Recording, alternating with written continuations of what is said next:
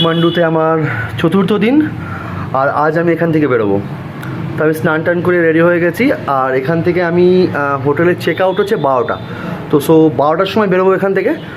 আমাকে যেতে হবে নিউ বাস স্ট্যান্ড কাঠমান্ডু, সেখান থেকে বাস ধরবো কাক্কারবিটার জন্য, আর বাস ছাড়বে 4টে থেকে 5টার মধ্যে। সো আমি এখানে 12টার সময় বেরিয়ে যাব। এখান থেকে যেতে আমার প্রায় আধা ঘন্টার এবার সময় লাগবে।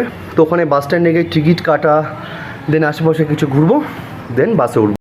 যে ম্যাক্সিমাম ভিডিওতে আমি দেখেছি যে এখানে স্ক্যাম হয়, এই ডান্স বারে স্ক্যাম হয়, এই নাইট ক্লাবে স্ক্যাম হয়। স্ক্যাম হয় না এটা বলবো না, বাট বেশিরভাগ ক্ষেত্রে স্ক্যামটা হয় সম্পূর্ণ নিজের উপর নির্ভর করে। তুমি যদি ছোটোখাটো কোনো ডান্স বারে যাও যেখানে খুব কম লোক যায়, বাইরে থেকে সিকিউরিটি গার্ড তোমাকে ডাকছে যে এখানে এসো এখানে এসো, তুমি যদি সেখানে যাও আর ডান্স বারের মেয়েদের পাশে বসো বা মেয়েরা তোমার পাশে বসে যদি তাদেরকে তুমি তারা যা চাইছে যে বিয়ার খাবে, মদ খাবে, এটা খাবে, ওটা খাবে, তুমি তাদেরকে যদি খাওয়াতে থাকো, সেই বিলটা অবশ্যই তোমাকে দিতে হবে। আর ওদের কাজ এটা তোমাকে জোর করে ড্রিঙ্ক করানো আর তোমার কাছ থেকে বিল করানো, এটা ওদের কাজ। আর যারা সামনে ডান্স বারের সামনে বা নাইট ক্লাবের সামনে যারা তোমাকে ডাকছে, ওদেরও কাজ এটা তোমাকে ডাকা। সো তুমি সতর্ক থাকলে আশা করি এখানে স্ক্যামের কোনো ভয় নেই। আর সত্যি কথা বলতে, যেটা এলওডি লর্ড যে নাইট ক্লাব, ওটা খুবই ভালো, খুবই ফেমাস, ওয়ার্ল্ডের 50তম ক্লাব ওটা। তো ওটাই গেলে আশা করি কোনো স্ক্যামের মধ্যে পড়বে না। কিন্তু তবুও ওখানে লেডিস এন্ট্রি ফি, জেন্টস 1000 টাকা লাগে। ইন্ডিয়ান কারেন্সি নয়, এটা হচ্ছে নেপালি কারেন্সিতে 1000 টাকা লাগে। তুমি সেখানে গিয়েও যদি কোনো মেয়ে তোমার পাশে এসে তোমাকে বলে আমি এটা খাবো ওটা খাবো, তুমি যদি খাইয়ে দাও, সেই বিলটা অবশ্যই তোমাকে দিতে হবে। আর তুমি যদি সেটাকে স্ক্যাম মনে করো তাহলে স্ক্যাম। তাছাড়া এখানে স্ক্যামের কোনো সম্ভাবনা নেই। আর নেপালে শুধুমাত্র থামেল স্ট্রিটে আসতে হবে, এখানেই ঘুরতে হবে, এটার কোনো মানে নেই। নেপালে বহুত সুন্দর সুন্দর মন্দির রয়েছে, দেখার অনেক কিছু রয়েছে যেখানে তুমি দেখতে পারো। হ্যাঁ, থামেল স্ট্রিটে আমি বলতে পারি যে এলওডিতে তুমি একবার অবশ্যই আসো, কারণ এখানে নেপালের 1 নম্বর নাইট ক্লাব। একটা রাতের জন্য এখানে এনজয় করাই যেতেই পারে, কারণ এখানে এত দূর যখন আসা হয় তখন এখানে অবশ্যই এক রাত এনজয় করাটা খুবই দরকার। অবশ্যই এই অ্যাটমসফিয়ারটা নেওয়া দরকার। তাছাড়া নেপালে তুমি অনেক সাইট সিন রয়েছে, অনেক ভালো ভালো মন্দির রয়েছে, সমস্ত কিছু ঘুরতে পারো। তো আজকে আমার নেপালের লাস্ট। আজকে আমি একটু পরেই এখান থেকে বেরোবো, 4টের সময় বাস ধরবো, দেন এখান থেকে কাক্কারবিটা যাবো, কাক্কারবিটা থেকে শিলিগুড়ি যাব, শিলিগুড়ি থেকে আই থিঙ্ক ওখানে কিছু কিছু দেখার জিনিস আছে। এটা ইচ্ছা আছে যদি সময় হয় দার্জিলিংয়ের দিকে যাব, আর নইলে একটা সুন্দর পার্ক রয়েছে, বেঙ্গল রিসর্ট একটা পার্ক রয়েছে, তো সেখানে ঘোরার ইচ্ছা আছে। তো 12টা বাজে, এখন বেরোই নিউ বাস স্ট্যান্ড কাঠমান্ডুর উদ্দেশ্যে।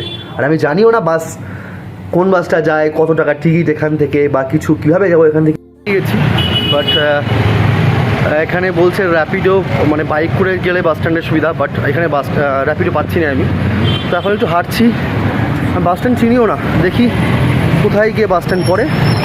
তো লোকেশন দেখে এখন যাচ্ছি আমি, দেখা যাক। তো একটা বাইক পেয়ে গেছি আমি। তো আমি জিজ্ঞাসা করলাম কাক্কারবিটা যাবো, তো ইনিও সঠিক জানে না, বলছে বাস স্ট্যান্ড ওখান থেকে আই থিঙ্ক পেয়ে যাবে। তো 100 টাকা নিল, নেপালি রুপিস 100 টাকা এখান থেকে বাস স্ট্যান্ড যাওয়ার জন্য। তো বাস স্ট্যান্ড যাওয়ার জন্য কিছু করেছি রাত্রিতে, দেখা যাক ওখান থেকে মানে বাস পাই কিনা, না পেলে আবার অন্য কোথাও যেতে হবে।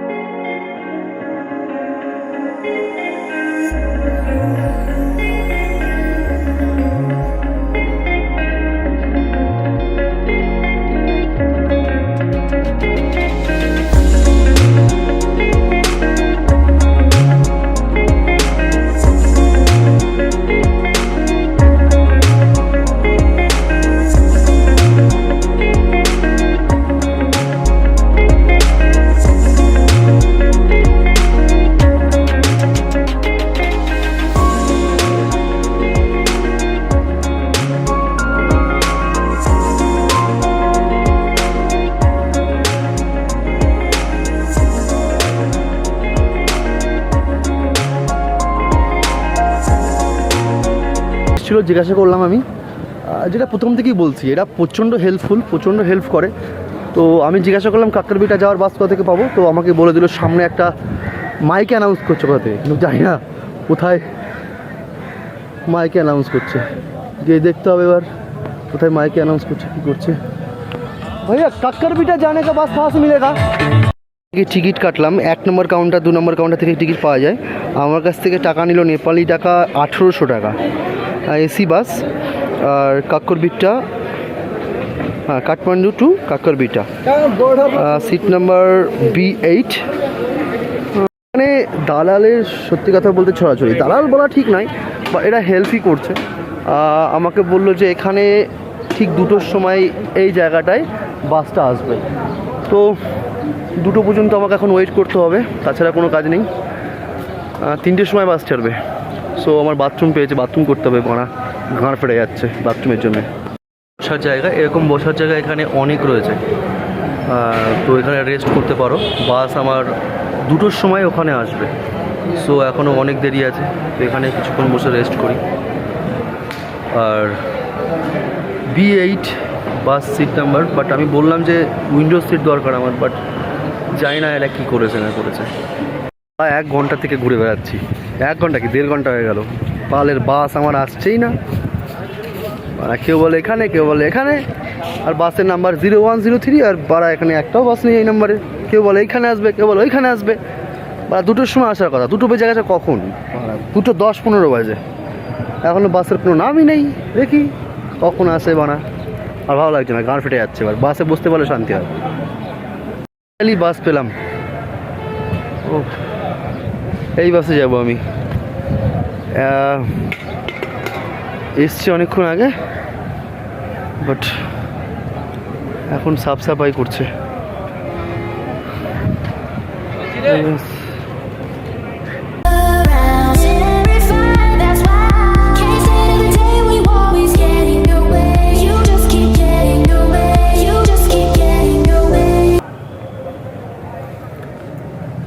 নেপালের কিছু কিছু জিনিস যেটা আমার খারাপ লেগেছে, তো তার মধ্যে একটা বিষয় হচ্ছে ফরেনার দেখলে এরা লাফিয়ে পড়ে, বোধহয় এর অনেক টাকা আছে, এর কাছ থেকে কিছু পাওয়া যেতে পারে। যেমন বাস স্ট্যান্ডে এক্সপিরিয়েন্সটা আমার খুব খারাপ লাগলো। মানে তোমাকে ডেকে নিয়ে যাবে টিকিট কাটানোর জন্য, যেটা তোমার প্রাইস 1,500 টাকা, সেটা তোমার কাছে চাইবে 2,500 টাকা। তুমি যদি বার্গেনিং করতে পারো তো ঠিক আছে, নইলে ওই টাকায় নিয়ে নেবে। এটা আমাদের ইন্ডিয়াতে হয় না, যা বাস ভাড়া সেটাই বলে। ইভেন কাউন্টারে গিয়ে রীতিমতো বড় বাস স্ট্যান্ড আর বড় কাউন্টার, সেই কাউন্টারে গিয়ে আমি জিজ্ঞাসা করছি বাস ভাড়া কত, এখান থেকে আমি কাক্কারবিটা যাব, তো আমাকে 2,500 টাকা বললো। সো আমি যখন 1,800 বললাম তখন মানলো। ফাইনালি বাস ছাড়লো, তো এখন এখানে বাস স্ট্যান্ড থেকে বেরোচ্ছি। সকাল 8-9টার সময় পৌঁছাবো। এখন রিল্যাক্সে ঘুমাতে চাই, প্রচণ্ড টায়ার্ড, কালকেও রাতে প্রায় ঘুমায়নি।